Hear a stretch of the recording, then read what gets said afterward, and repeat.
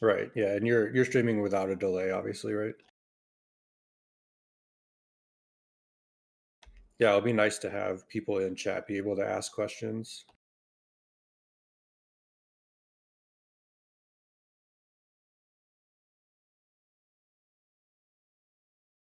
Yeah, I'll have the stream up on my other computer or other monitor.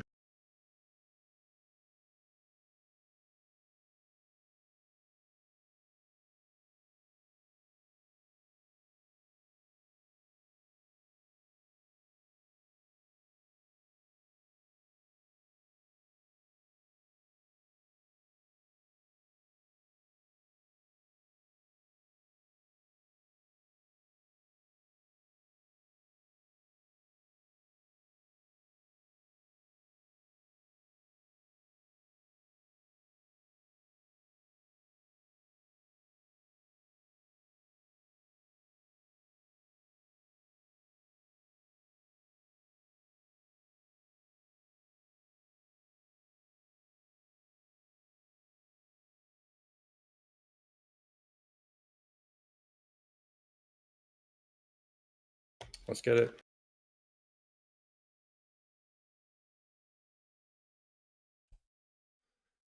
Hey, what's up, guys? Welcome back to Baldy's Mix. I'm your host, Eric Baldwin, and today I am joined by a special guest, Mr. Kevin Gerhart. How you doing, Kevin? I'm doing great. Excited to teach some mixed games. All right, and just so you guys, if you're not familiar with Kevin, I don't want you to think you're getting some kind of B grade education. Kevin has, is it 4 WSOP bracelets, Kevin? Yeah, 4 WSOP no limit bracelets. Sick. What, if you don't mind, what events? Raz, PLO, Horse, and PLO 8. All right, guys. So as you can tell, we're in good hands. Kevin also just wrapped up doing some commentary for the PGT mixed game streams. Kevin, how did you find that experience? Watching the best players in the world play the highest stakes in games that I absolutely love and have spent thousands of hours playing and thinking about is a true dream come true. And I also love talking about poker. Awesome. Well, same here. And you got the mixed game bug a little earlier than I did, but it's in full force with me now. So I'm really looking forward to this conversation. So without further ado, let's hop into it. I've got some hands bookmarked from a recent 8-game mix session I played on Phenom Poker, and I'm just gonna hit the timestamps, hit play, and have some strategy discussion with Kevin. And I hope you guys enjoy. All right, so first hand.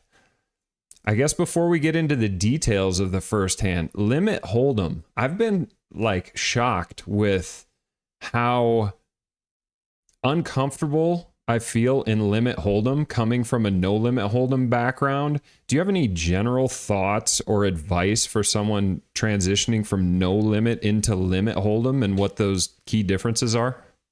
Yeah, so when you're studying no limit hold'em, you're told hands like 6-5 suited, 7-8 suited connector type hands are good because they get to realize their equity. You get to bluff on later streets. Those hands go way down in value, whereas high cards, Broadway cards, pairs go way up in value. And limit hold'em is a great game because it teaches you how to bet super thin for value and think about what hands are just below what the level of your hand is that can call you. Uh, Also, you're always getting the right equity, basically to play hands and make looser call downs, which is a really big meta game between when people want to bet for value and when you want to call light. Um, you also get to bluff a lot more in limit hold'em. Okay. And it's kind of felt like that to me too, where it's a very like crude, aggressive game, and then it's just getting showdown bound. Like there's like lots of fast pace, just betting and raising, trying to get things heads up. It almost feels like, and then very little folding. I've noticed between good players. Is that am I on to something there? Yeah, exactly. It's as we all have heard before, it's really hard to make a pair in Hold'em, and basically limit Hold'em is make a pair and hang on. All right, cool. Well, hey, we made a pair pre-flop with this first hand I've got selected. So let's see what happens here. So I also know two of the players at this table. I'm not sure who the other one is in the big blind, but I know the player tendencies of the Moxie Man and Baby Duty are somewhat tight, so I might lean more towards playing tight against these specific players. Mixed games really does come down to player reads and player tendencies. It's so much easier in mixed games to figure out if your opponent is capable of betting thin for value or bluffing in certain spots. Interesting. So even though we're in the limit streets, there's still plenty of room for exploits based on opponent tendencies. Definitely, definitely true. And it's so much easier when you're playing live to figure out who is capable and who is not capable. All right, very cool. All right, so here we're dealt pocket sevens in the small blind versus a button open. And correct me if I'm wrong, but most of our continues from the small blind want to be three bets. There might be like a small flatting range, but some people may even choose to go three bet or fold only. I like the three better fold only, unless you're in like a super ICM constrained tournament spot. In cash games, you really just want to deny equity to as many other players in the hand as possible. In this case, you're denying tons of equity to the big blind. And by three betting and kind of knocking that big blind out, you're in effect not only getting the pot heads up, but you're turning his big blind kind of into an ante in the middle. So it's like something that both players kind of benefit from. And is that kind of a key limit concept in driving other players out and kind of entitling yourself to your share of that dead money? Yeah, getting dead money in the middle in mixed games is absolutely huge. You know, sometimes you hear people squeezing people out of the hands in say stud eight pots, or you know, in limit Omaha high.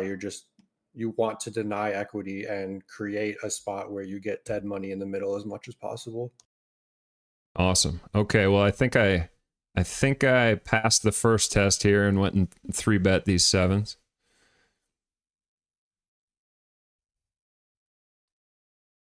So we get a cold call by the big blind. Is that something that's a thing, or should the big blind typically be four bet or fold?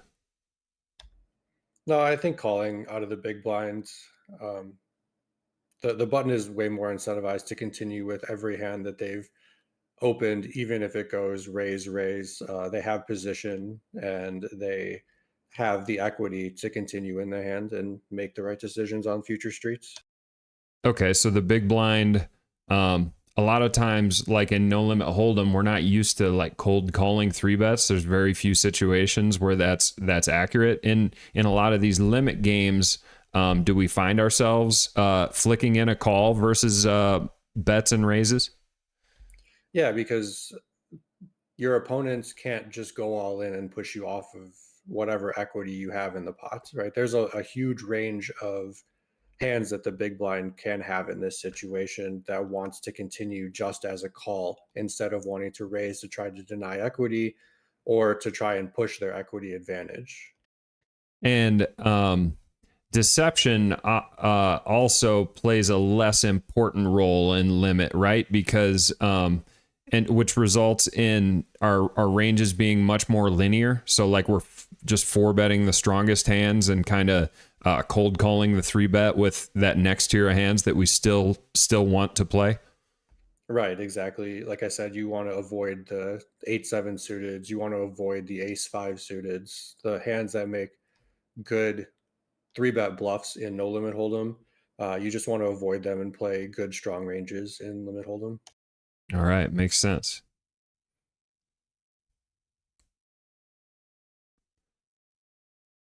All Yeah, right. and as you can see, you're betting $4 into 36 dollars. So people are way incentivized to call and see another street. This is where the decision making actually begins, is on the turn, because now you're betting the big bet street, as we call it, instead of the small bet. And a lot of times, do we bet flops almost dark just to like not show weakness and just to set up fold equity for the big bet streets? Yeah, you're not really getting many folds, but you're obviously still keeping your range uncapped.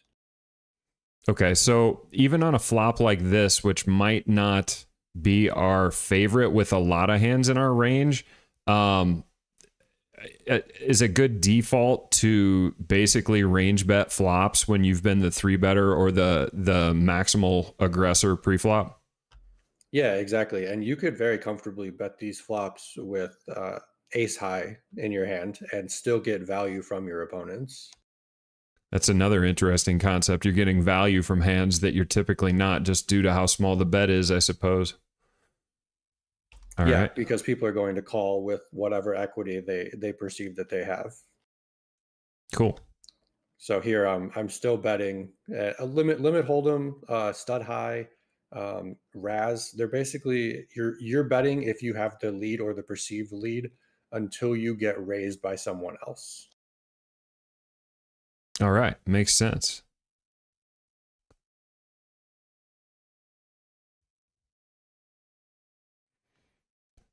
Pretty standard turn play as well, I assume. Yep, definitely a good bet. And then the river is probably check to side. I think that's what I did in game. Hard to imagine too many hands that our opponent. Um, well, let's just see what happens. I'd rather get your thoughts than mine. Yeah, and like I said, you're calling $8 into a pot over 60. So it's so profitable to just take your hand to showdown at that point. Right. And by checking, we guarantee ourselves a showdown for one bet. Whereas if two bets go in here, we're not really liking our chances. Right, agreed. But Are- in mixed games, especially tournament formats, which are my bread and butter, saving a bet or earning an extra bet with a thin value, getting called by worse, is so important in the structure of limit tournaments. Okay, and that comes more into play deeper in tournaments as people have fewer bets. Right. So when you get deeper into tournaments, I love when the average stack is, say, around 5 or 6 bets, because every single bet matters and it's huge to your stack size. And when you say 5 or 6 bets, are those small bets or big bets? Big bets, right? So you're playing $4, $8 here. So it would be the $8 big bet. So imagine yourself having 40 or $50 on the table, and how much more important this pot would be to you than, say, you have 400. Got you. And so when you're one of the shorter stacks deeper in a tournament, you really want to err on the side of preserving big bets. And when Right. you're the big stack and able to put pressure on, are we playing more aggressive, similar to in no limit hold'em tournaments? It depends on what game is running. There are certain games that are much easier to bluff because the equities run further apart. Raz is kind of one of those games. Stud High is the prime example where the equities run further apart and you can really put pressure on your opponents. Stud Eight is not really that game that you want to go crazy in. Limit Omaha, 8 or better, not a game you want to go crazy in, because the equities run so close and people are incentivized to call down to win half of the pot. Okay, that makes sense. I made the mistake of trying to bluff a couple times in Badesi and Badusi, and I quickly got told by good experienced mixed game players that those are not the games to run bluffs in. Correct. It's very difficult to get people to fold anything, 3 card, anything, any sort of non-paired low on the end, just because you're getting such a good price to see what happens on the after the third draw. I suppose. And I suppose your opponent could be betting at the other half of the pot, so there's always a chance that whatever side of the pot you are stronger in is going to pick up half the pot. Right, true. In All those games, you should always focus on the Badugi portion first and understand the difference between 3 card and 4 card Badugis and their relative strengths based on the action that has happened previously in the hand. But we can get into that another day. all right, all right, sounds good. Yeah, I don't think I have any Badugi hands picked out today. I think I kept it pretty much to the horse games plus deuce to 7 triple draw, which is good, I think, for kind of a first time doing this. And the next hand I selected is from deuce to 7 triple draw. Now, triple draw, if you're just like a horse player, you might not be as familiar with, but you might want to get familiar with it because it seems like a lot of places are switching from horse tournaments to torse tournaments where they're replacing limit hold'em with deuce to 7 triple draw. Is that right? Yeah, the 3K horse, which was one of my favorite events of the summer, is now a 3K torse, which it'll be interesting to see the differences between horse and torse. The triple draw portion will play very, very big compared to the other games, especially the split pot games. People are incentivized to go multi-way. They're incentivized to call down all the way to the end and then make a decision where they're getting, 8 to 1, 10 to 1. And it's a single winner game. And that's where most of the chips will be made or lost in that tournament. Awesome. All right, sounds good. It seems to be pretty well received. I've heard a few opinions both ways, but in general, it seems like limit hold'em really seems to get a bad rap, and people are kind of over it. And triple draw has quickly became one of my favorite games. So hopefully, we'll see how it plays out. But could be a lasting change, I think. Yeah, so I assume starting off in the triple draw streets without any prior knowledge or training, I assume I'm going to be telling you consistently that you're playing too loose, which is fine, but it as long as you're learning from the mistakes that you're making, that's where we need to focus on. When people start coming to mix games and they're like, "Oh my gosh, I have all these extra cards. I get to play so many more hands," and that's just not the case. Okay, I could see that for sure. All right, let's get into this first hand of it. So right off the bat, this is just a fold. Really? Yes, Uh, the 6 is actually really bad because you're not making a wheel. You don't have a deuce in your hand. Like, if it was 3, 5, 7, insta raise. The 6 mm-hmm. is so bad compared to the 7, because it makes more straights and you can't make a wheel with 3, 5, 6, right? And You catch for a those deuce of and a you, 4. sorry, just for those used to a wheel being ace 2 3 4 5, a wheel in deuce to 7 is 7 5 4 3 2.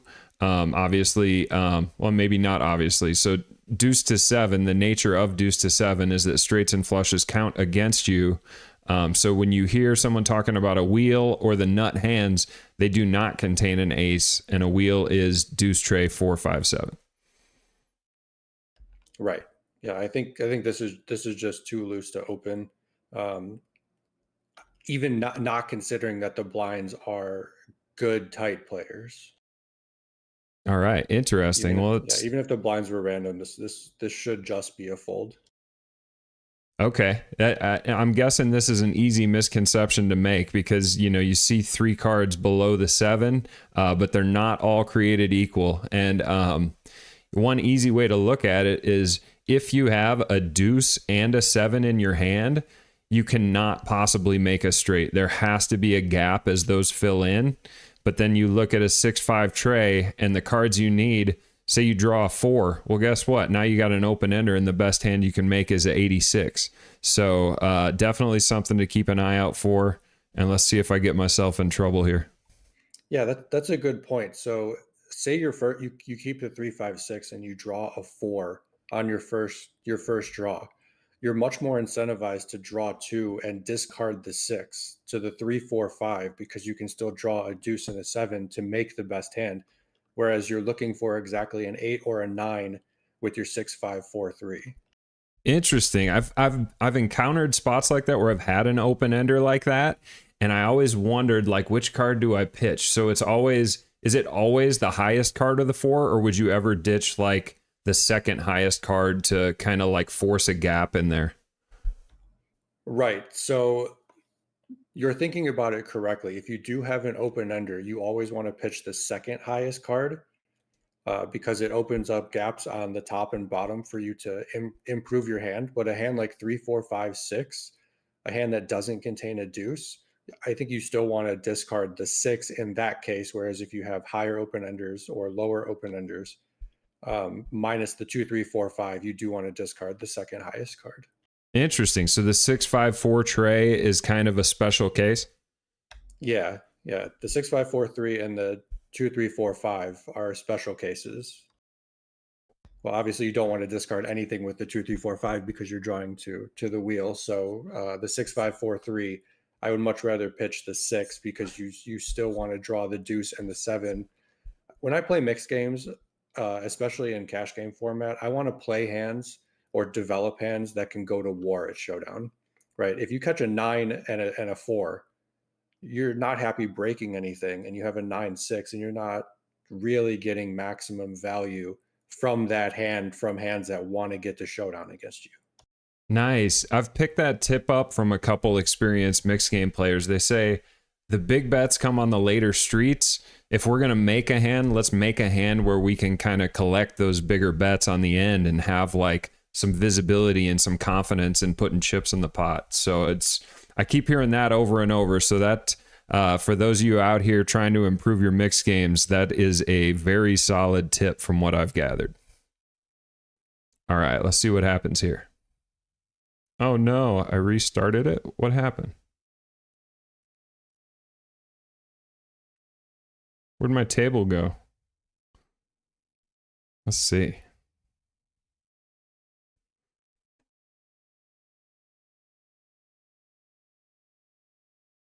Bear with me 1 second here.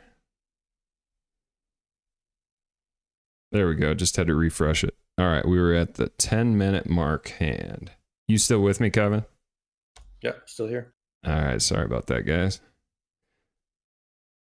All right, so we get 3-bet. I assume once we're in here, there's not a whole lot of folding to 3-bets in limit games, right? Right, you're calling 4 into a pot of 24. There's just no folding. Sure. And like I said, the blinds are tight, aggressive players that are going to play good ranges. So we're not happy, even though position in this game is one of the most important things to focus on. Yeah, I've noticed that playing draw games out of position is just about as much fun as like going out and shopping for a sofa. Yeah, exactly.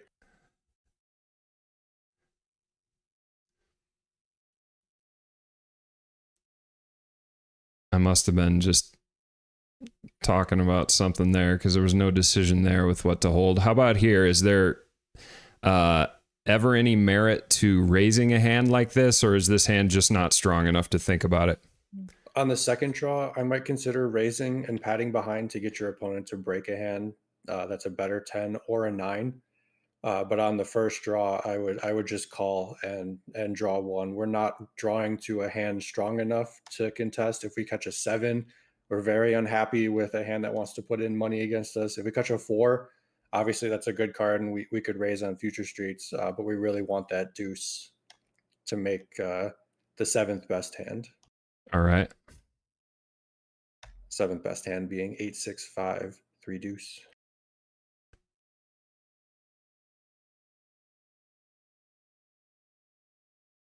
And there's no reason to bet here. We're not going to bet and then pat with the queen behind. So checking and drawing one, taking our equity in position is the correct play here.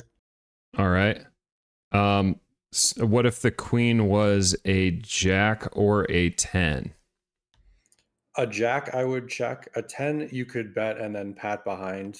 And then on the river, after the third draw. If your opponent leads into us, we could pretty comfortably fold.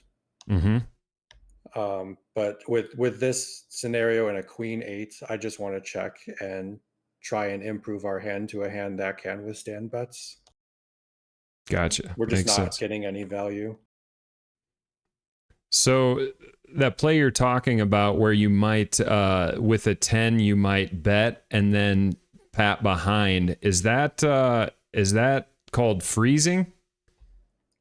Yeah, Or it's so if you're up against a one draw, depending on the other cards that have been out, people say that it's something like a jack eight or a jack seven is the break even point against a one draw. So you Mhm. don't want to take fewer equity than what you could with drawing with this hand with a queen eight, right? A queen eight is a dog to a one card draw, and our opponent has shown that they like their draw. So we don't want to put in money with the queen eight, and if our opponent bets on the end, knowing that we have to fold this part of our range.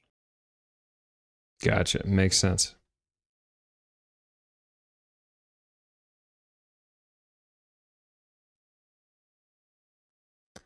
All right. So we make a 9-8 and face a check from our opponent. Is Yep, and this hand? Go this is ahead. definitely a hand that you need to bet in this spot. All right. All I'm right, still we getting would used to bet kind all of of. our we bet all of our high pairs here as bluffs, right? If we catch an eight or a six, sometimes even a five, we would use those hands as our bluff combos. If we catch any paint card, Jack, Queen, King, we can check back and take our equity as showdown. And then if we catch, say, a 10 or a 9, those should be our main um, thin value bets. Obviously, if you catch any of the other cards facing a check, it's a pretty slam dunk value bet. Very cool. And just hearing you run down through that, it's coming from a no limit hold'em background, you're value betting the top of your range and you're bluffing the bottom of your range. And I assume paying attention to how big the pot is, and how many bluffs you want to have in your range, and you can really start to pinpoint exactly what cards you want to have in each range. Correct. So with the check on the second draw, you definitely want to bluff your pair of eights and pair of sixes combos in this line.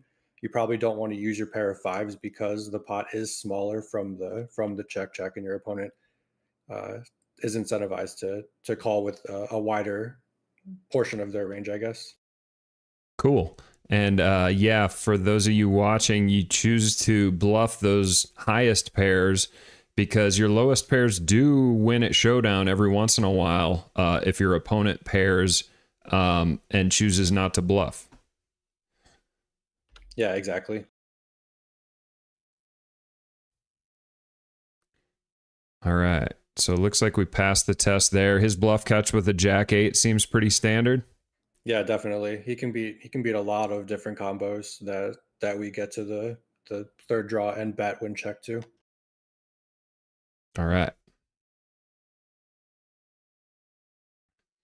All right. Next hand also deuce to seven triple draw. Now this is a much better 3-card hand than that 6-4 tray we opened earlier, 6-5 tray. Right, and this is definitely a premium. We could raise here or we could call. Either one is perfectly reasonable. Okay. Most of it is an exploit, depending on what we think of the button's opening range. So I was going to ask you about that. It feels like it's good enough to 3-bet, but I also think there's some value in being able to make some premium hands when you do draw two. So it sounds like we're mixing with our draw two hands. Any method to the madness of which strong hands we do choose to just call? So instead of worrying about mixing or playing strong hands, a lot of limit poker is just playing your hands fast and aggressive. Like that's the way you should be playing, not really going for deceptions or fancy check raises. You should just try to make a hand and play aggressive, put as much money in as possible. If this were a deuce 6-7, I would always call. Deuce 5-7, deuce 4-7, deuce 3-7, I would mostly lean towards 3 bets. Okay. And just a linear concept where those three bets are stronger than the 7-6 deuce, which can't make number one, two, or three. Correct. And the 7-6 deuce, when you make an 8-7-6, it's not a hand that you can really go to war with. 8-7-5 is so much stronger than 8-7-6. Interesting. And those are just a lot of the type of hands that get to showdown. All right. Good stuff.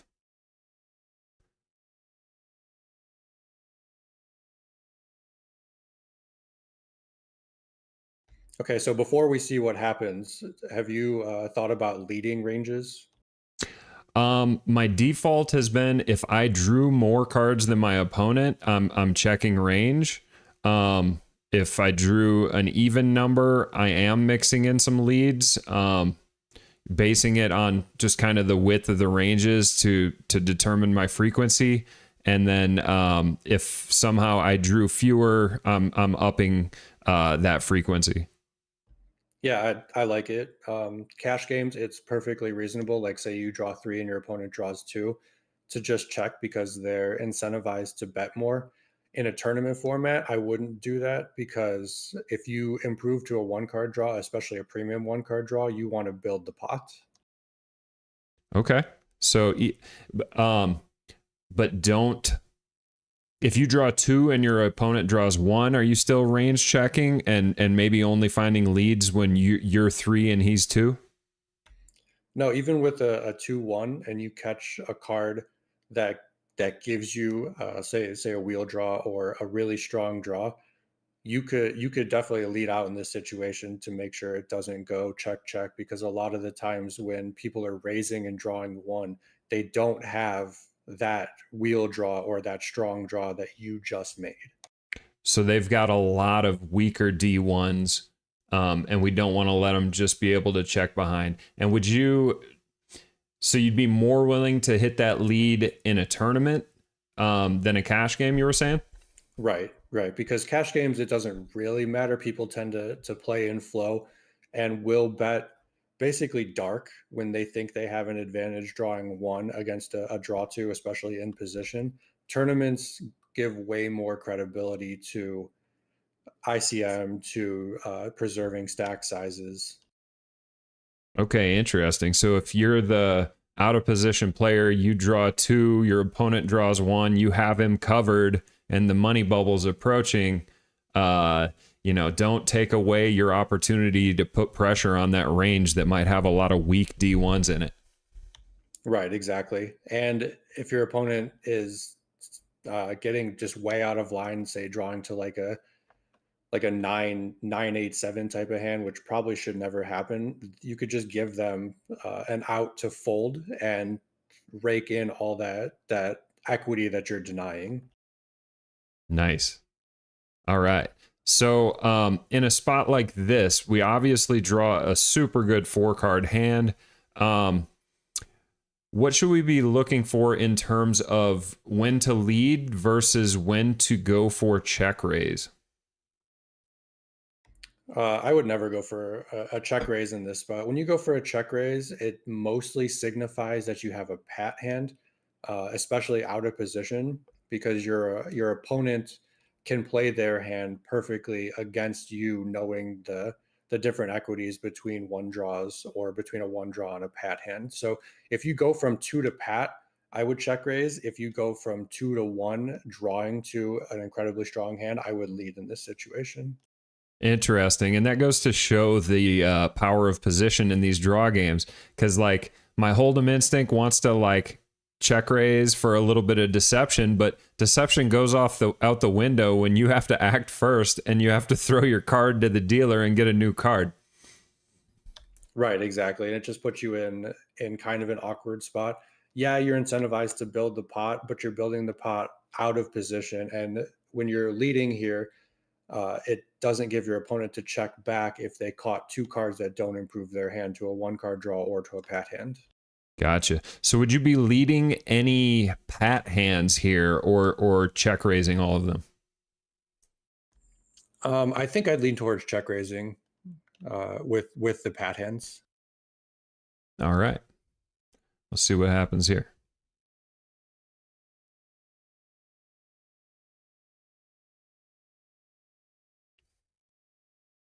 Nice. And you did find the lead. Very good. Nice. So now we draw the deuce. Um, it blocks our opponent from having two of the deuces, obviously, but our hand is so good and we have so much equity with a hand like this that we would never consider snowing a hand like this, right? No, never, never, never, never snow this hand.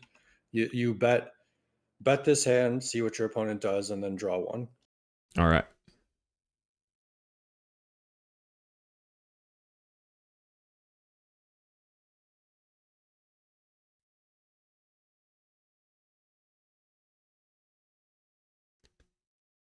Okay, so we draw the queen. I assume this is just firmly in bluff catcher mode. Like, what would be our cards that we would bet here? Is it only a 9 or an 8?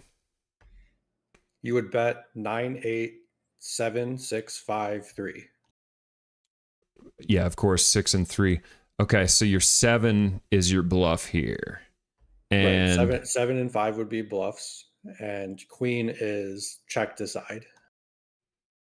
got you. And then are we choosing maybe one or two combos to go for a check raise, and then maybe like the 7 of hearts or the 7 of a particular suit is our one check raise bluff ever?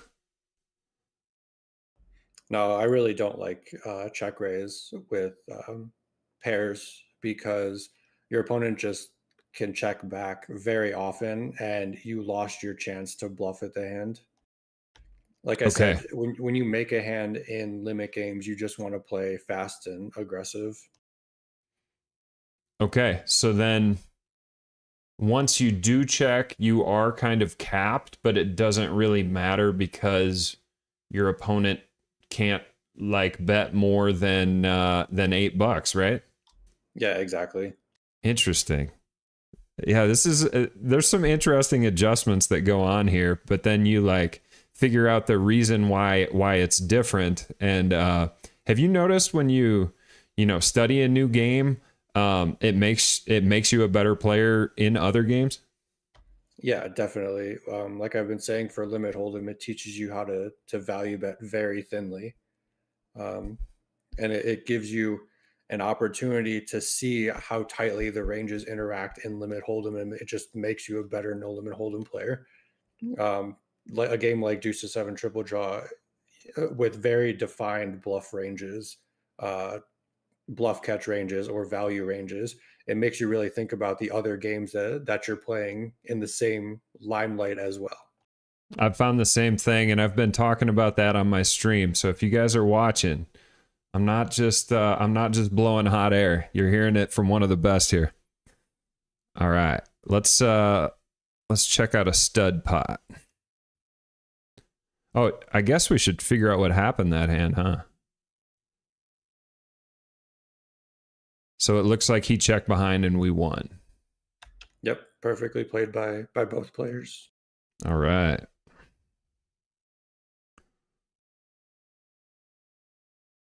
Can't go through all that and then not give the spoiler.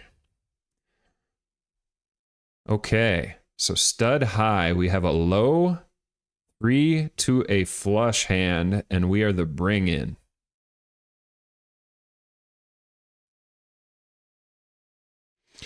Noteworthy that there's none of our straight cards or flush cards out. Yeah, a lot of the times these hands to the untrained stud player look much better than they actually are. Mm-hmm. So if it does go raise raise, you could definitely make an argument for just folding Really? because you don't. Yes, you have three to a straight, three to a flush. You are the bring in. Uh, I would defend this more often than not when it goes raise raise. But if you're say like you're in middle position, you have a hand like 6, 7, 10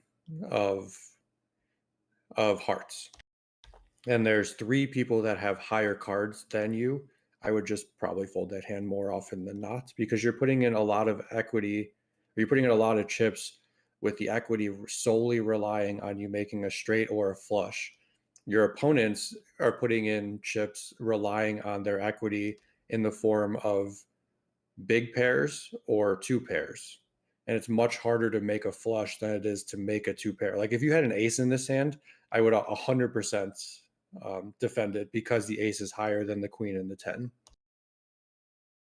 Got you. So it goes to show the importance of those high cards. And from hearing you say that in a tournament format, especially later in the tournament, that would lean this towards, or hands like this, lean them more towards folding even more so, correct? You're correct. Cash games, obviously, you can just reload whenever you want. So playing more speculative hands that are higher variance, higher upside, and worse low side, worse low side of it. When you have to put in all this money, doesn't matter that much in cash games.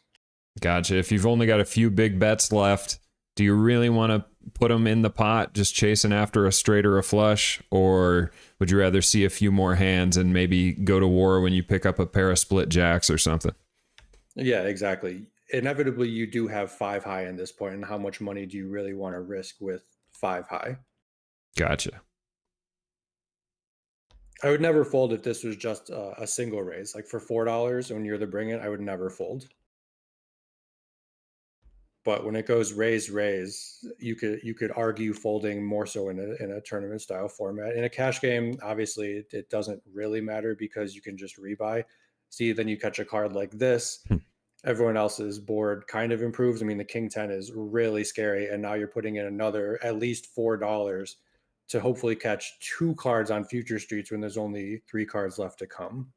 Yeah, and we don't like seeing this six of hearts dead either. But I've noticed that when I come to like a close pre-flop decision or a close decision on Third Street, and I end up flicking in the call, those are the times where you end up in these terrible spots where you end up just calling and calling and calling and usually not winning and regretting the initial decision. So it feels to me like having some discipline when it comes to starting hands is super valuable. Yeah, especially in stud high. The equities run much further apart than all the other stud games, and you really want to be on the good side of the equity when you're putting in your money. All right, makes sense.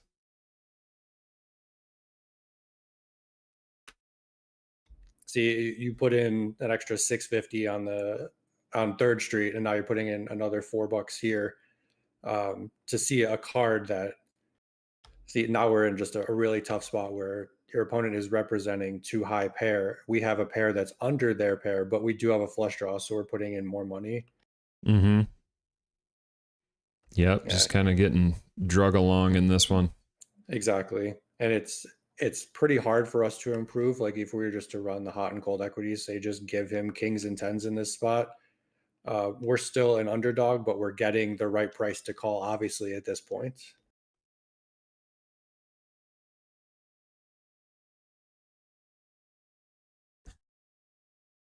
More fun. Make Yeah, a weak two exactly. pair. Right. And our opponent is representing something much better than what we have. The only possible way we can consider calling is if we thought they started four to a flush and are betting the entire way, which they might not even do with a pair of kings. Right. We've either got to give him credit for value betting kings or bluffing with kings. So not a appealing spot we got ourselves into. Yeah, exactly. And we've just put in so much money into this pot. Uh, I mean, yeah, we're drawing to something that can fight back, right? We're drawing to a straight, drawing to a flush, but now we make two pair and probably just have to fold for $8 to win 74 on 7th Street. Yeah, not very much fun.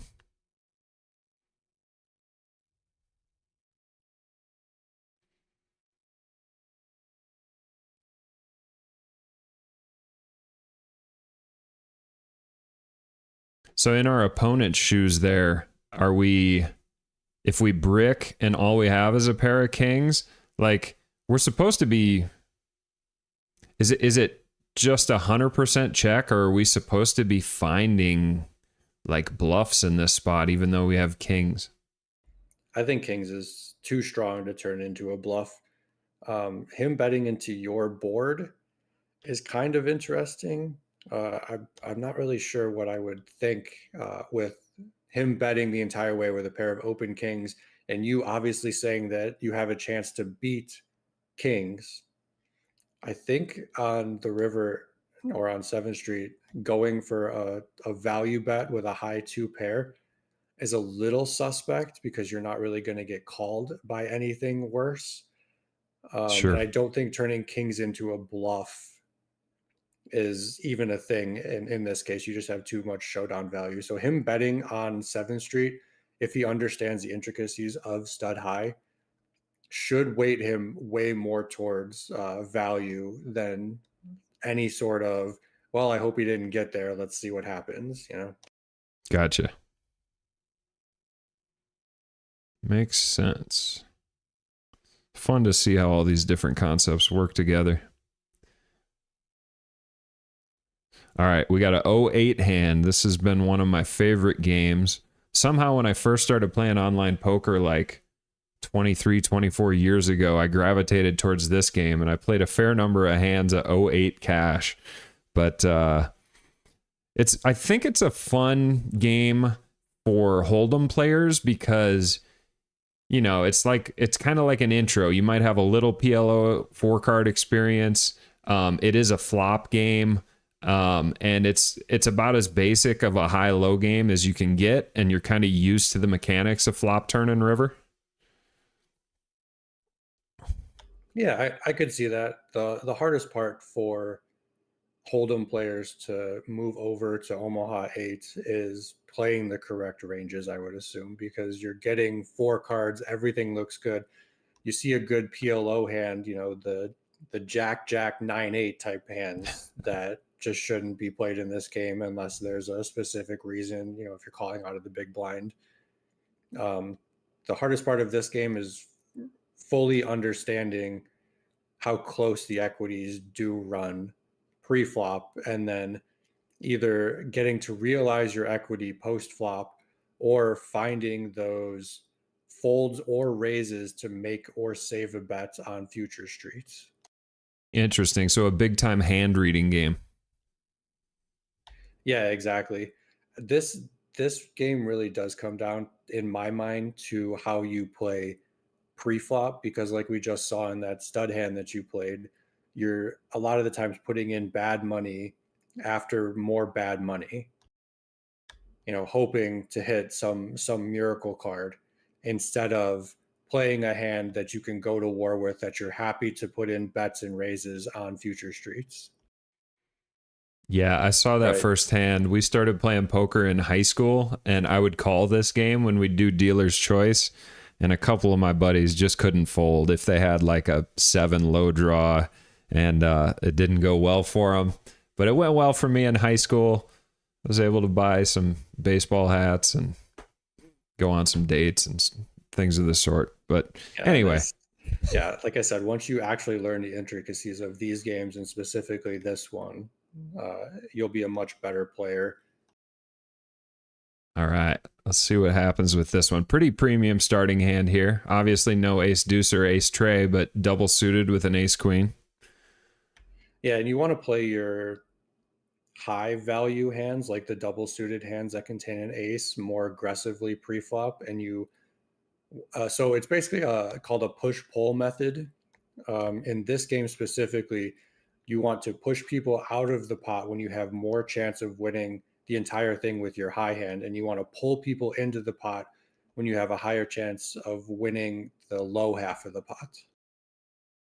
Interesting. So yeah, if you're pretty sure you're not going to get any of the high, but you're confident you're going to get the low, it makes sense to leave more people in and split up 2 or 3 people's money instead of just getting your own money back if it's a heads up pot.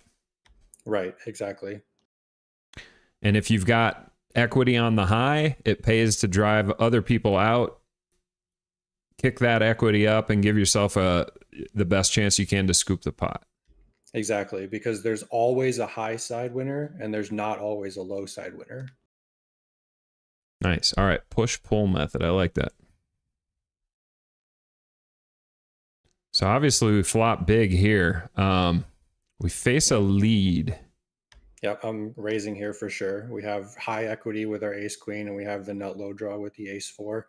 We even have a backup low card in the form of an eight to give us some sort of added low equity on future streets if we do end up pairing the four, which is not that bad because it would give us queens up. Interesting. And yeah, it's amazing how often those like emergency low cards do come into play. Just picture our opponent having ace four himself with like a jack 10 or something. And if we pair either the ace or the four, we just picked up the entirety of the low end. Yeah, exactly. The emergency eight is a really good spot here. Yeah, a very good raise. All right, so we raise and get 3-bet. When our opponent shows this much strength, are we happy to just call and see what happens on the turn and kind of disguise the strength of our hand a little bit in case we want to save the raise for the big bet street? Yeah, I like it. If we see like a non-club turn, or maybe an eight on the turn, that the eight of spades, for example, we could definitely put in more money on future streets. I like calling here.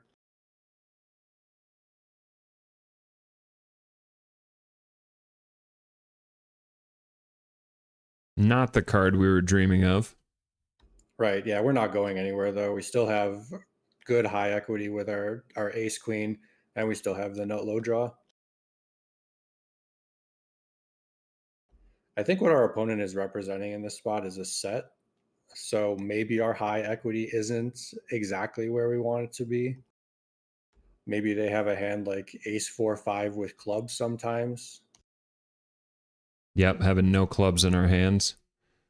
The three is actually a really interesting card on the river because it takes away the set of threes, some combinations of the set of threes. We could still lose to a set of deuces, which makes a full house now, but I'm still not folding having no clubs in our hand. Okay, so we get check 2. Is there enough value betting ace queen?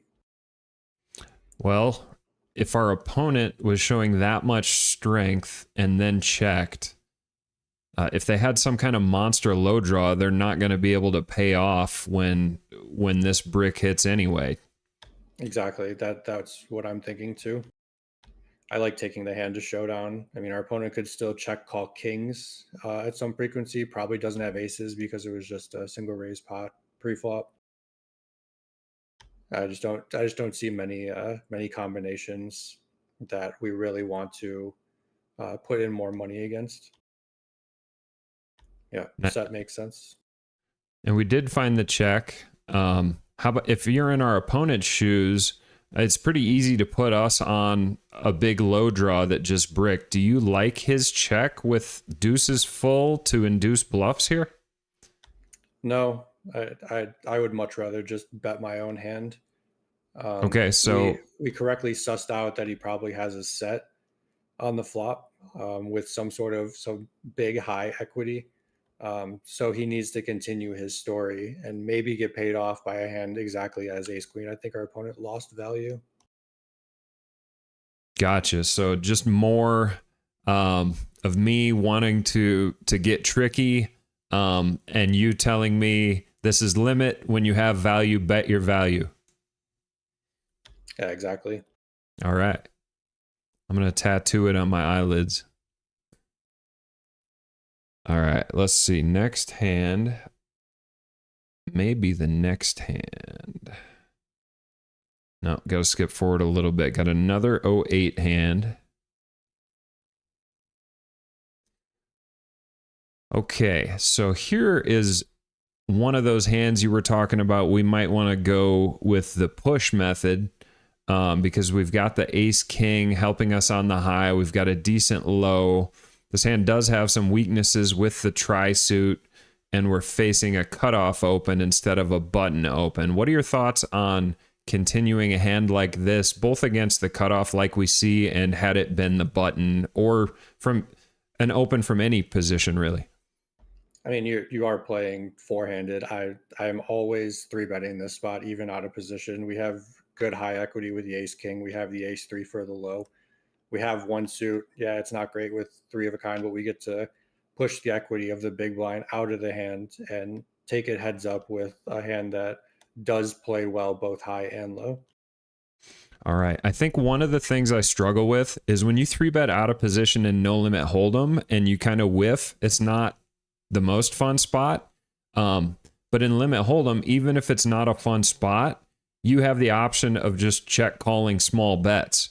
Whereas in no limit hold'em, you know, your opponent has a lot more leverage on you. So I guess there's really no shame in just pushing your equity pre-flop, even if you're going to have to play defensively after the flop comes out on certain bad flops. Yeah, exactly. That's a good way to put it. Cool.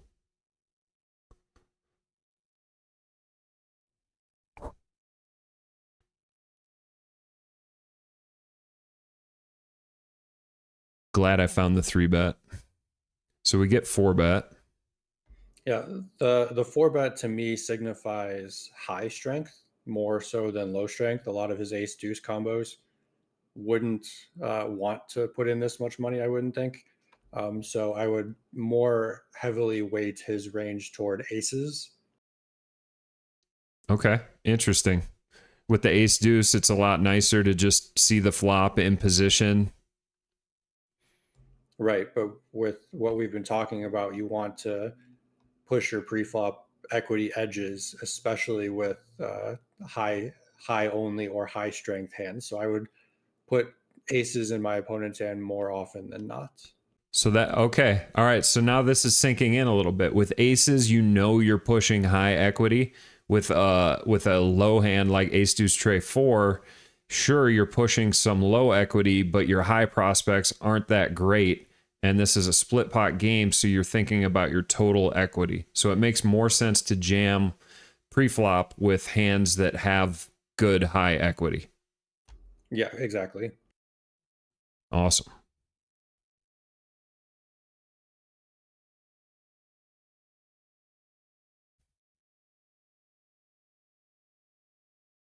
Okay, so it goes check, check. What can we make of our opponent's range? Maybe just like naked aces with no spade draw? Exactly. That's exactly what I'm putting our opponent on here is aces because a lot of your three betting range, I guess from his perspective, does contain a lot of ace deuce, and he wants to take his equity to the turn to see if he needs to make a decision when the low does come in. So we should never be betting here because our opponent's range is still signifying a lot of high strength, and basically we should only bet here if we have a five in our hand. Interesting. We're never getting him to fold aces.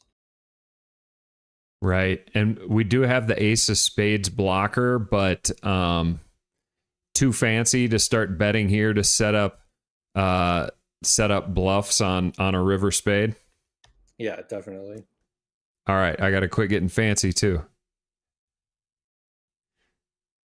Because you're just always getting incentive to call, and good luck finding people who are willing to fold aces on the river. I know this player's a good thinking player, but even then, like after the way the hand played out, good luck getting him to fold anything, even if it's like exactly the maybe exactly the four of spades we can bluff on.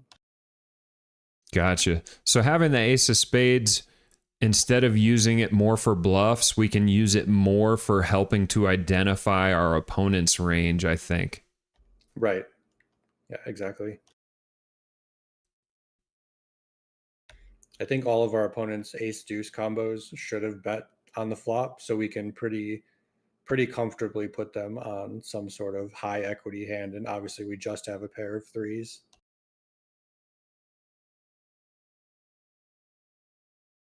Well, we're going to find out how strong our read is because there's only two aces left in the deck.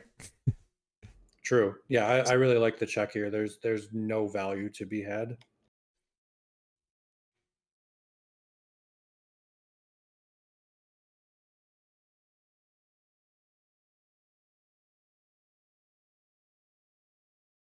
I guess that makes a little sense too, huh? Yeah, definitely. That's a very reasonable hand. Really good high equity. Double suited. Yeah, makes perfect sense to me. But these combos are hard to make, so like I don't shame us much for putting him on the aces with no spades, because there's a lot more combos of that than there is of this particular hand. Yeah, and we know from the four bet he's telling us that his high strength is better than our high strength. So we had a pair of threes on the flop, we had a pair of threes on the turn, and then we made a pair of aces on the river. Like there's just nothing else we should have done with this hand. There's never a point where I would feel comfortable betting either for value or as a bluff. We just wanted to take our hand to showdown. All right, good stuff. Okay, I'm going to take us to a game we have not seen yet and go over a Raz hand. So Raz, for those of you who don't know, well, first off, I've got the game rules at the top of the page here if you'd like to catch up. But Raz is low ball, straights and flushes do not count against you. Ace, deuce, tray, 4-5 is the nuts. And the high card brings in. So it's basically the inverse of 7-card stud high.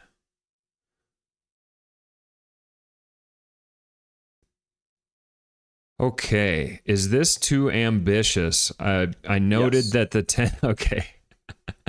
Even with the 10 and the 6 dead?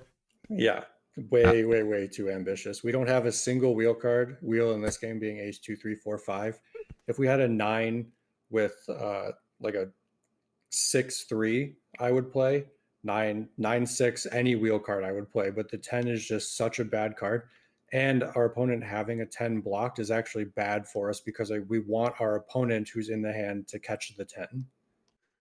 Okay, so 10s really don't have much value at Right. all. You're looking to make sevens in this game, right? Okay, all right, we got a So little it's excited. only worth it for pair blockers if it's like a 7 or lower, and ace is considered low. Okay, let's talk about the kind of push-pull when it comes to a game like Raz. My instinct is that you want to do a lot more pushing and getting it heads up because there's just too many cards to come. Getting it heads up is going to have more value than letting more people in, because you can't exactly assume that your hand is going to fill out with a bunch of low cards. Is that right? Right. Yeah. You really don't want the bring in Raz to see a free fourth street. All right. Well, should we skip to the next one, or should we see how this disaster plays out? Whatever you want to do, it's your stream. All right, we'll just play it quick. I can feel shame. It's okay. Everyone had to learn at some point. I mean, I started playing $4, $8 horse at Caesar's Palace to learn these games. Beautiful. Yeah, that's exactly what I'm doing here. And I'm thankful to have found a great place to be able to get these hands in online too. All right, so are you calling, so there's the bring in, then there's the complete. When I made it 8, are you calling that a 2-bet or a 3-bet? It's a 2-bet. It's a 2-bet. So we get 3-bet. It feels a little goofy coming from No Limit Hold'em. But that's just the mixed game terminology. Right. Yeah, there's no blinds as the first raise. So this is just an ante game. So it's a complete, then 2-bet, 3-bet. Okay. So you look at the complete as like an initial bet, and then the raise is a 2-bet. Got it. Okay. So even in this spot, it might look like a really good spot to bet, but it's not. And the reason is if you catch any card that makes you a jack low, you're still drawing to a 10 low. And if our opponent catches any card that can beat the jack low, they have an equity edge on Fifth Street, and they should be pushing the aggression.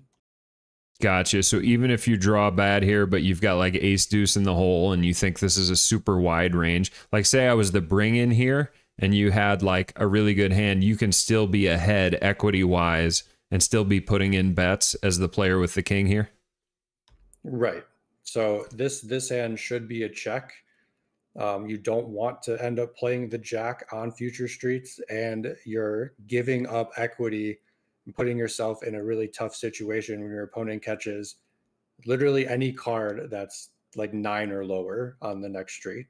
So that's way more of those than there are, say, pair of sixes, pair of kings, queens, jacks, tens.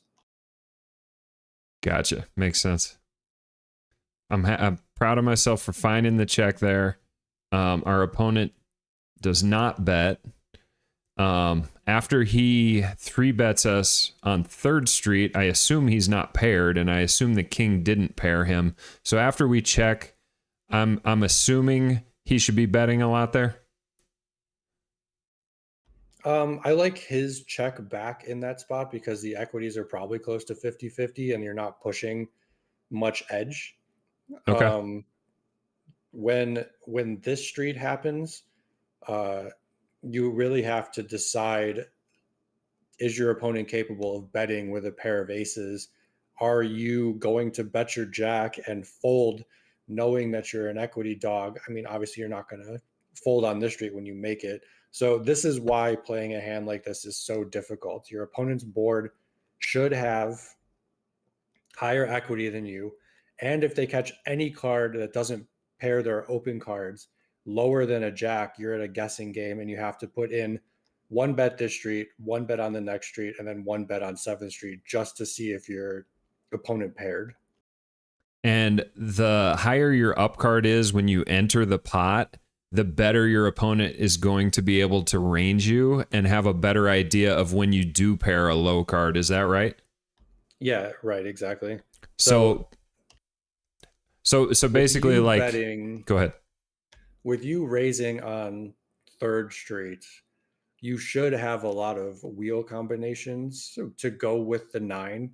So the jack and the 8 should not have paired you very often if you were playing proper Raz strategy. So your opponent should know this and know exactly what hand strength they're up against. And you have the betting lead. They get to play perfectly behind you. And it's just not a good situation for us to put ourselves in. All right. Yeah, I randomized this. I do this 1 out of 100 times for deception. That's my story.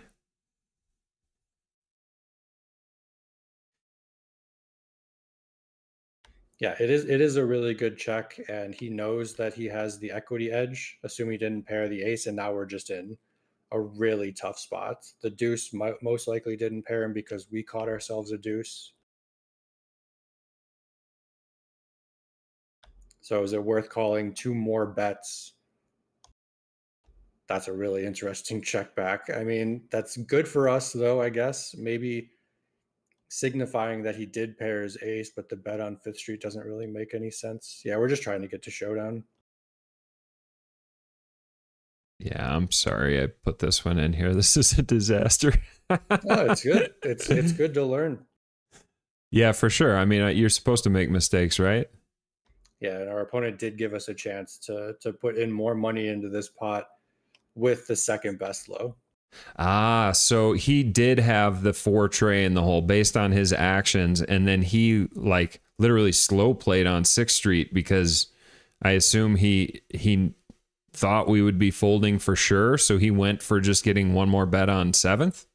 Right, exactly. Yeah, and he knows that you're drawing dead. So he went for a little bit of deception. Hopefully you catch something that makes your hand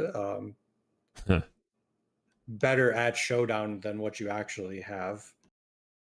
And then got in the 1 bet that he thought he would get on 7th Street instead of 6. Interesting. All right, so I got some stuff to work on in Raz. And again, it goes to show like starting hand discipline is going to keep you out of just ugliness like that. We had no idea where we were, and our opponent like was able to accurately range us and do something like slow play against us. So all right, back to the limit hold'em streets. Let's see how this one plays out.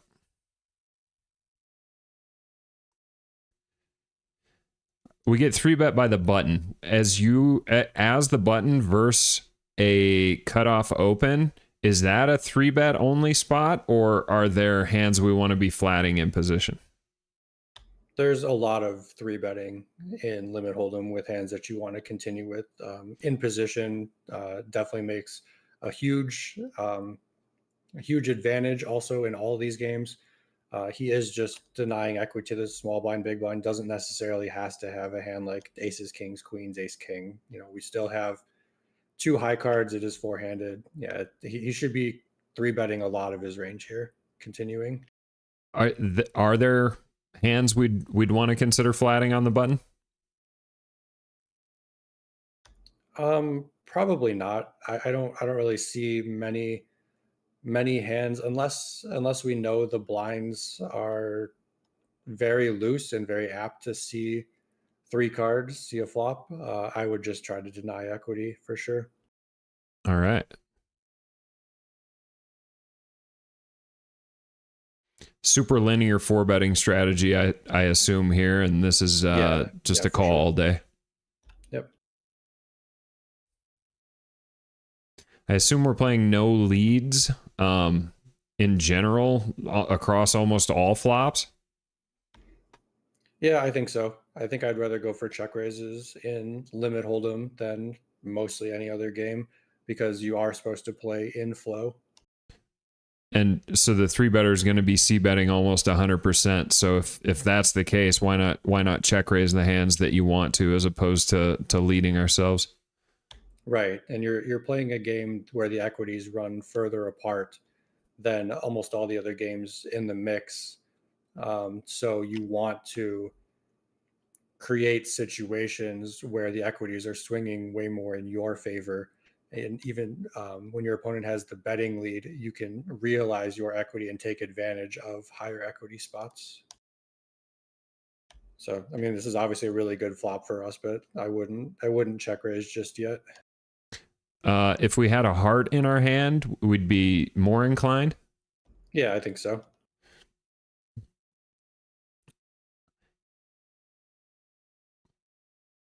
Yeah, and obviously this just comes from a no limit background, right? With continuing with more backdoors and different things that can add equity to your hand.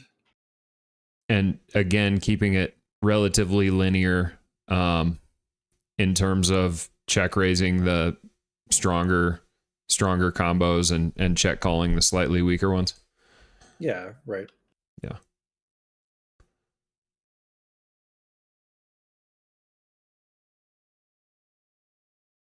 So how long ago was this stream? This stream was I know you've the been doing end this of for a couple weeks February. now, right? Yeah, Yeah, okay. this was about 2 weeks ago. And it does seem like you've put in a lot of work and thought and talked to players about how to get better at this game, and it is good that you chose this stream specifically as more of your like intro to mixed games where you're not as good as you are right now. Oh, perfect. Cool. Yeah, no need to be embarrassed or ashamed about making mistakes. That's how we learn, for sure. And yeah, I've been, like I said, I feel fortunate to have found a place with some low limit games where I can get some experience. And it's constant learning. And when you're constantly learning, it's engaging. It piques your curiosity, kind of kicks you out of your routine if you've been playing Hold'em forever. I've thoroughly enjoyed the experience. So river goes check here, pretty standard hand. Yeah, I don't see anything that could have gone differently. I mean, maybe he's overvaluing the 10-9 suited, but he's in position, can dictate the betting on future streets. It's not the worst thing. Can he value bet if this is a tray of clubs? Yeah, for sure. But Definitely. you like the check back with the heart? Yep. Yeah, it makes sense. I can't really call him with a hand like the one I have. Yeah, and if you get to learn who some of these players are, obviously Baby Duty is a good player who makes some content on his own, and then Moxie Man is a player I've played a lot with at the series in the 10Ks and even higher. So you can watch what these players are doing and adapt your game to kind of mimic what they're doing, and then deviate based on whatever you are seeing in game. Take their baseline strategy and then make it your own and improve it. Yeah, it's kind of a fun way to learn. You throw yourself in the fire. If you're not sure of like bet sizing and some of these pot limit games, you kind of just mimic the good players like you're talking about and then kind of make adjustments from there. And it's a different way to learn than where a lot of people are coming from in the solver streets and no limit hold'em. And I'm convinced it like re-strengthens that poker muscle of like being adaptable and figuring things out on the fly and playing well or doing your best when you don't exactly know the answer to something. Which again, when you go back to Hold'em, I feel like a lot of us pretend like we know what to do in every situation, but the truth of the matter is we really don't. So if you come over into these streets and kind of strengthen that intuition and just gut and like figuring things out without knowing exactly how the spot looks in theory, that's going to help you when you're in those spots that you're not exactly sure when you go back to Hold'em. When you're playing No Limit Hold'em, it seems like the metagame in today's day and age is humans are trying to mimic computers, right? But the computers, as far as my knowledge, don't really exist for a lot of these games, especially like the Badusi Badesi games.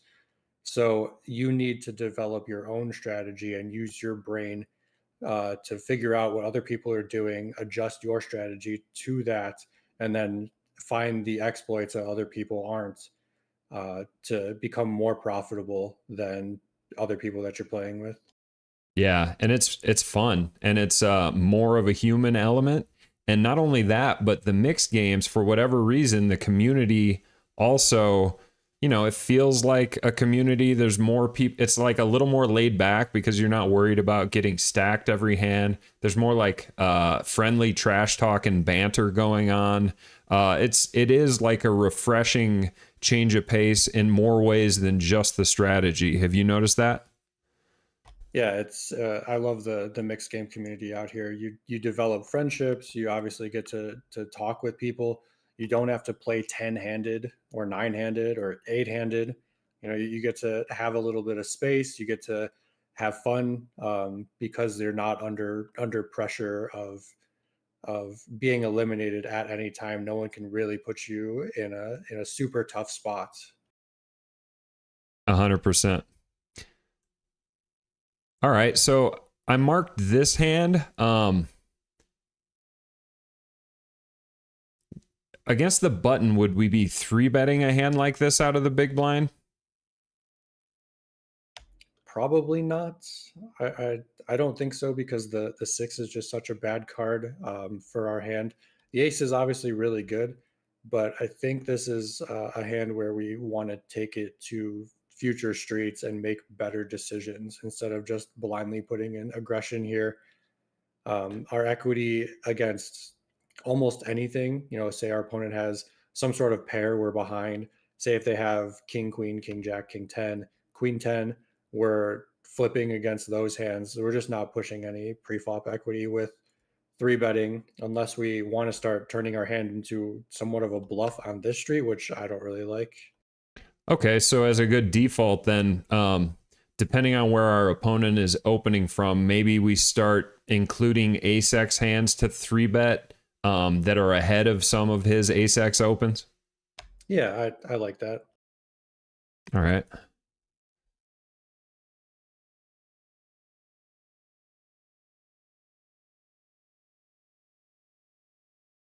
Okay, so we flop top pair. I assume on top pairs that aren't three Broadway cards, we do a lot of check raising here and just straightforward with our top pair. Yep, exactly. But on a flop like this, where it just hits so much of his range so hard, are we in check call mode, or do you still like I this as like a check check raise? call. No, Okay, check raising here is definitely too thin. okay, good.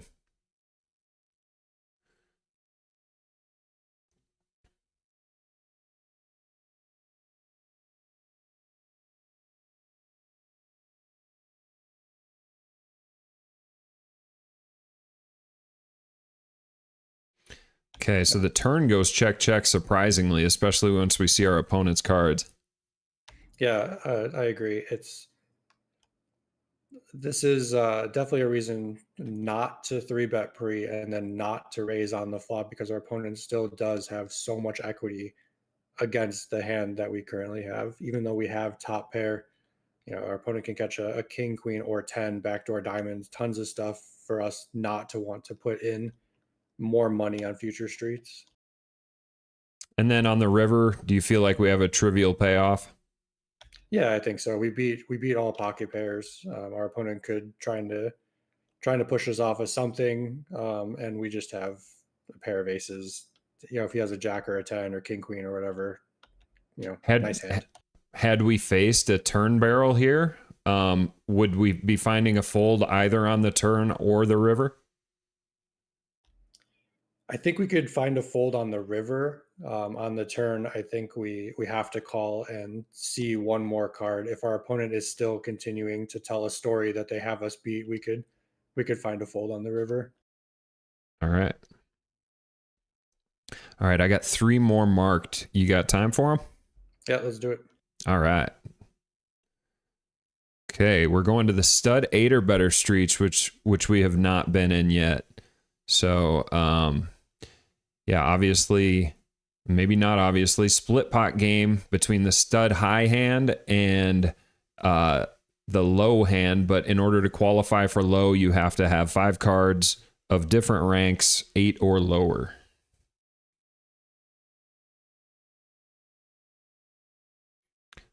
Okay, is this hand good enough to go for a steal? Okay, so the first thing you have to look at is the size of the pot with the antes. There's only 3 players here. So there's only $3 in the middle is what it looks like, dollar ante per person, 150 bring in. So you're risking $4 if you complete to win 450, which is much less than it would be if you're full ring, like six-handed, seven-handed. So this hand in particular in this position against deuce of clubs bring in, you could go either way with fold, call, or raise, but I would prefer a call more so than anything else. Try to catch something that looks good on future streets and try to steal the pot then, instead of right now putting money in without any real sort of equity advantage. And I suppose one of the factors there is if we do complete and make it 4, we might be putting $8 in because our opponent gets the chance to 2-bet. But if we do just call the $1.50, there's no option there, correct? Right, exactly. If our hand replaced the 3 or the 4 with an ace, I would steal 100% of the time, because ace is just so good in this game for high and low. But the queen currently in our hand is just such a brick that we really don't need to be putting in more money until we see future streets, or we could just make an option for playing tight and folding this hand because the queen is so bad. If the queen was a 9, I would just fold this hand. Gotcha. So it's not unheard of for the bring in to get basically a walk in this game sometimes. Right. Yeah, and I think that happens more so than people coming from other disciplines notice. It should happen more so. You don't always have to steal. All right. I think we go for it here.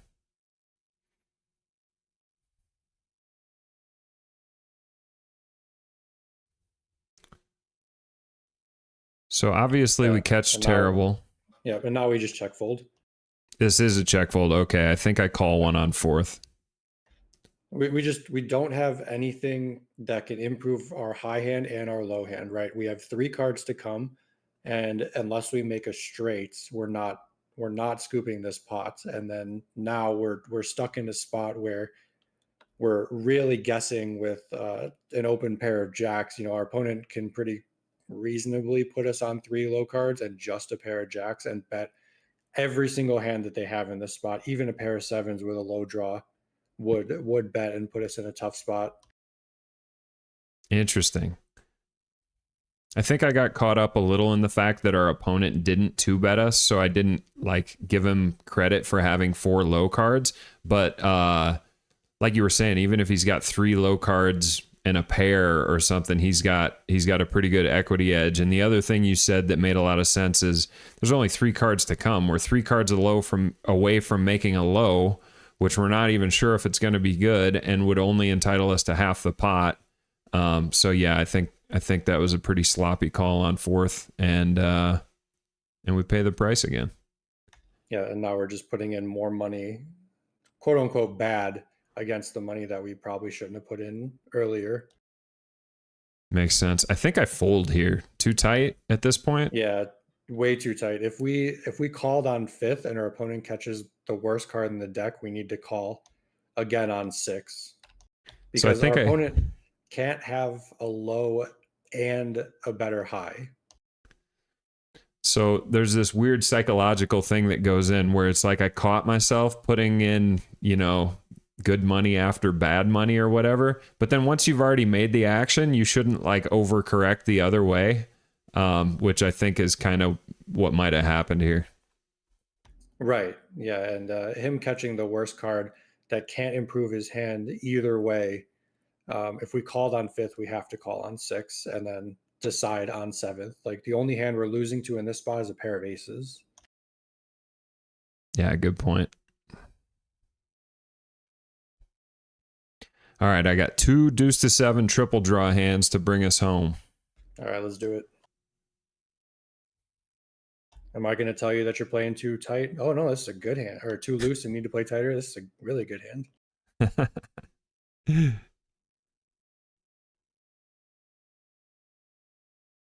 So let's see. I'm not sure if we caught that. All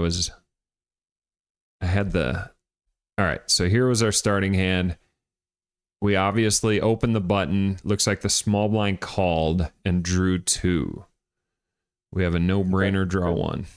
Yep. Okay. Now we make a 9. This is for sure a bet whether we draw 1 or not. Against a draw 2, this is just a super strong hand. So I think the only... I forgot he check raised. So this... Take me from here, Kevin.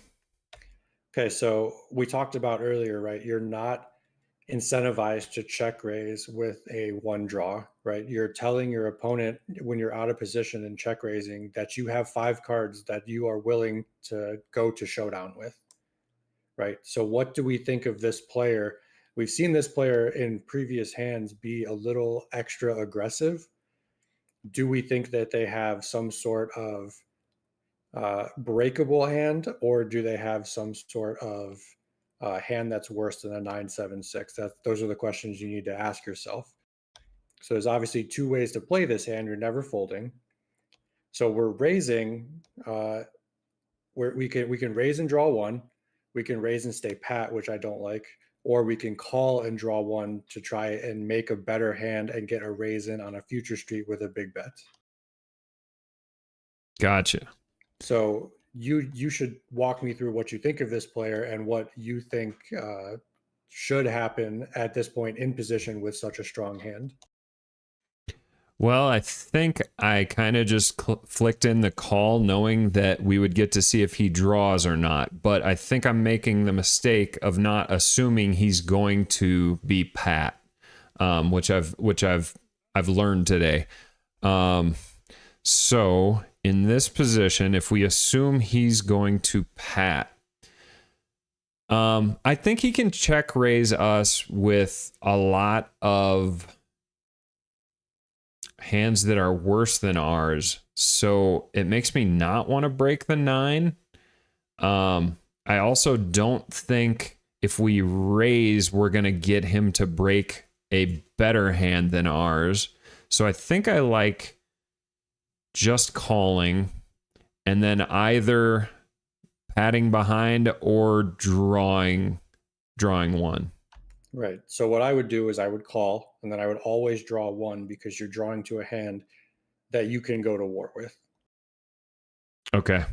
Yep, I got to keep remembering that concept of just the added value of having a hand, because instead of just trying to put it in, lockdown mode here with a 9/7, I've got a premium draw. I feel like it's easy to underestimate how often you make a hand. Like there's 4 8s, 4 5s, and 4 4s, and we got 2 draws at it. Obviously, our opponent is likely to have some of those cards, but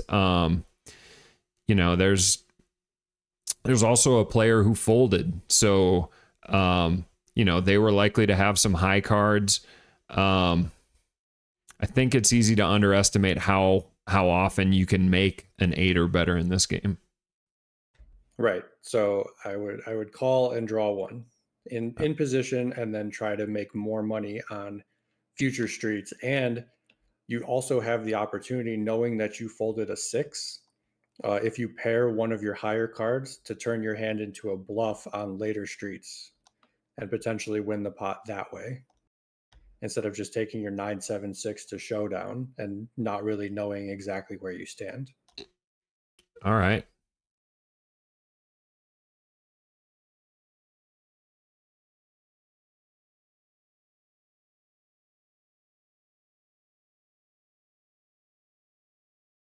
Pondering. Yeah, so we saw him check raise and then pat. Yep. So we did make the right play and draw, and now we pick up a deuce, and we've also folded or discarded a 6. Yep. So I honestly think this is a good spot to go for a raise as a semi bluff, right? Because you can get your opponent to A, fold a better hand, obviously, B, break a better hand, and then take your equity when you're in position, drawing one at showdown. Or if you want, you could call and break and draw to a hand that you want to put a raise on on third draw. But either way works in this situation, knowing that you paired deuces and 6s, both cards that you want your opponent to have. Interesting. I mean, this is a fun game. Yeah, this is the power of position, right? You get to dictate how much money you want to put in here and see what your opponent does before you have to make your decision. So raising there is actually a very reasonable play because it accomplishes so much.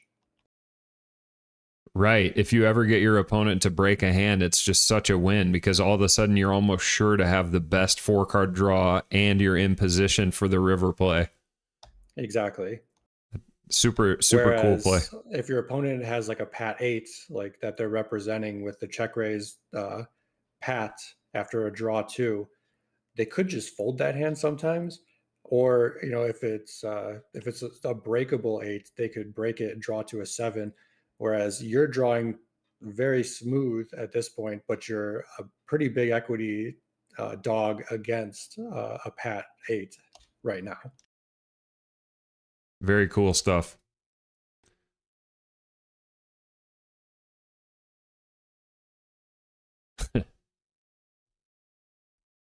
So I get cute here after seeing all those low cards. I go for the raise bluff here. Yeah, I like it.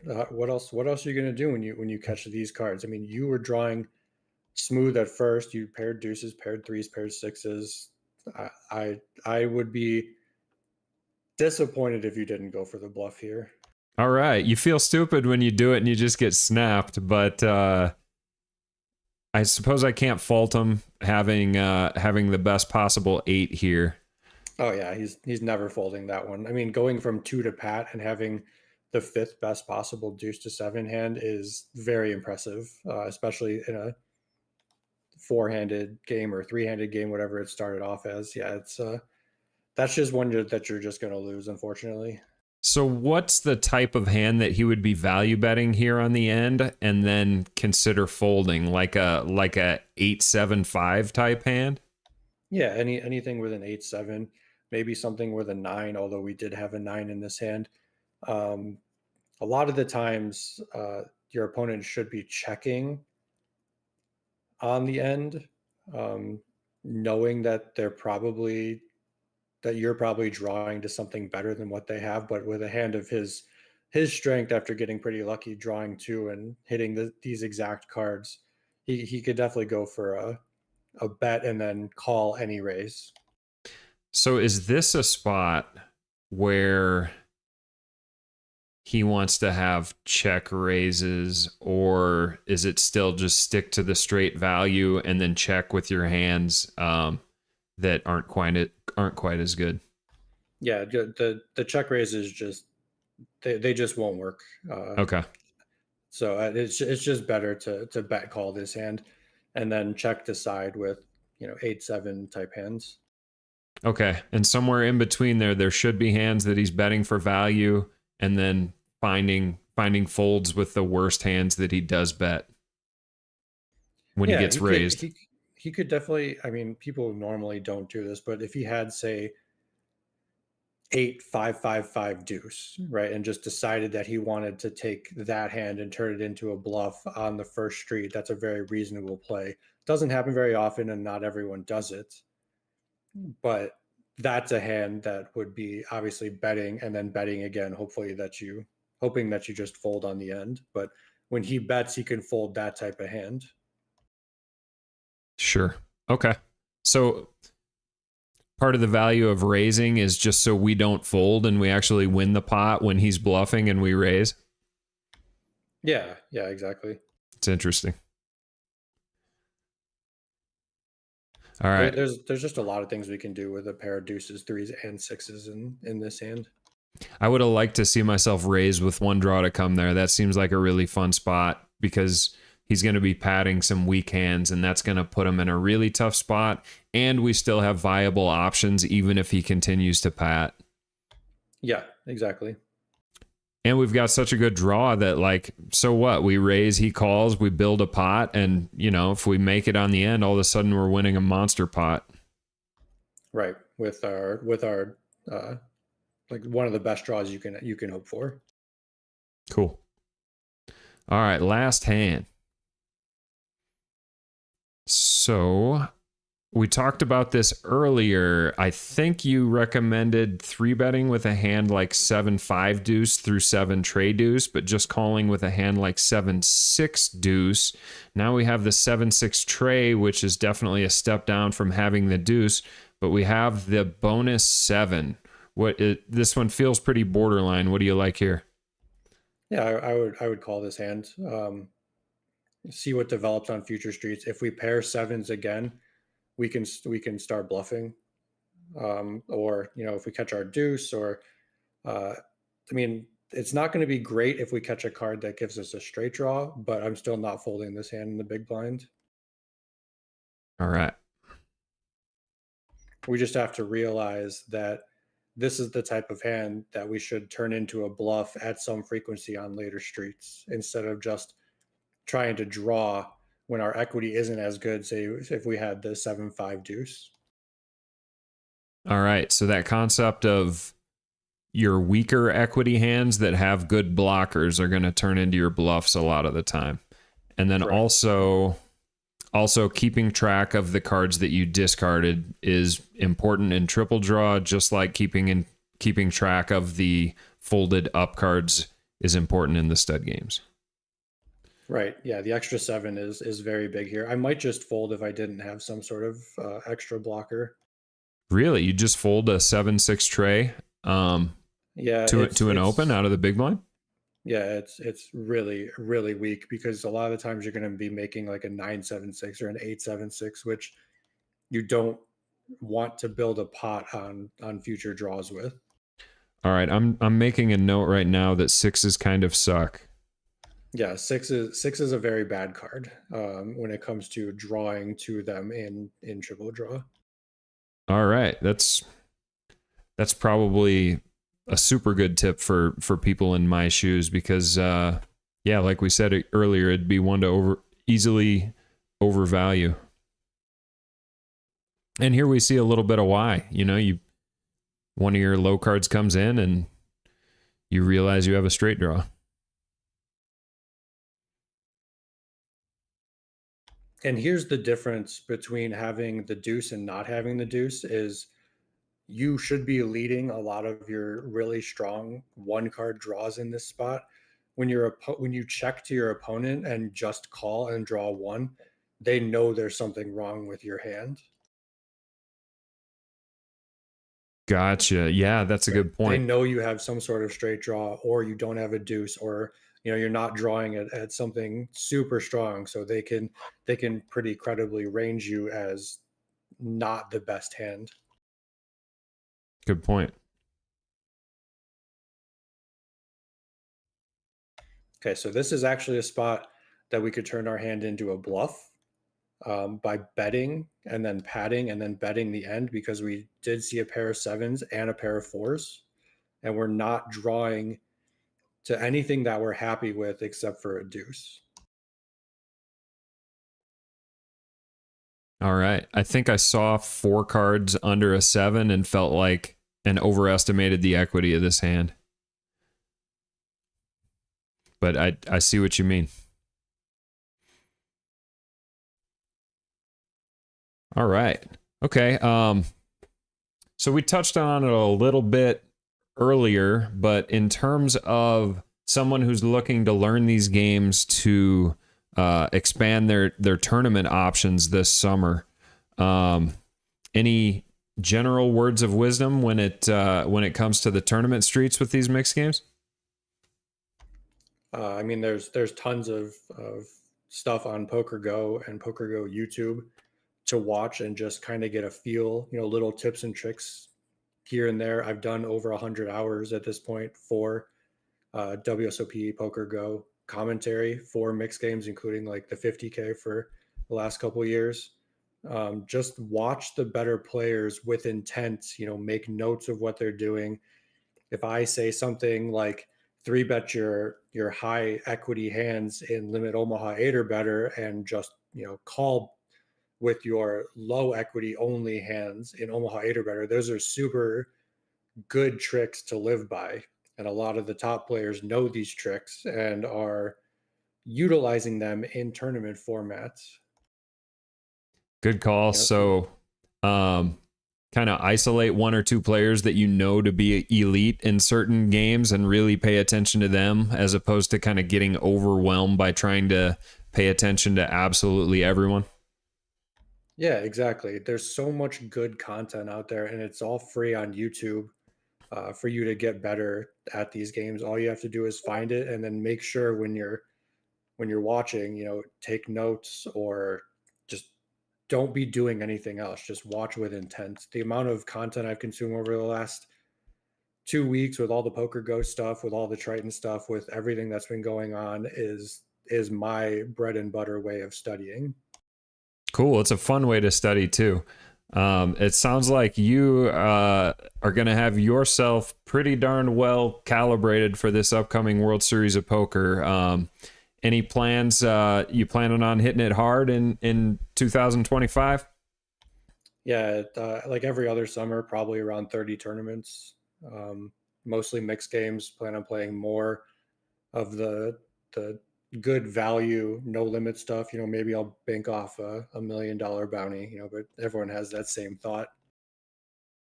Sure. Yeah, there's plenty of opportunity there. Anything else you want to touch base on, or anything you want to plug, Kevin? No, I'm just do us a favor if you can go back and watch some of the YouTube stuff that I've done for Poker Go and World Series and leave some comments. Hit the thumbs up button, and hopefully I'll get to do more of the commentary in the future. All right. Well, I can't thank you enough for coming on. This has been incredibly beneficial for myself. I'm sure the viewers as well. And thank you. Thank you for your time. Yeah, you got it, man. Appreciate you All right. having me. You bet. Appreciate you guys joining. See you soon.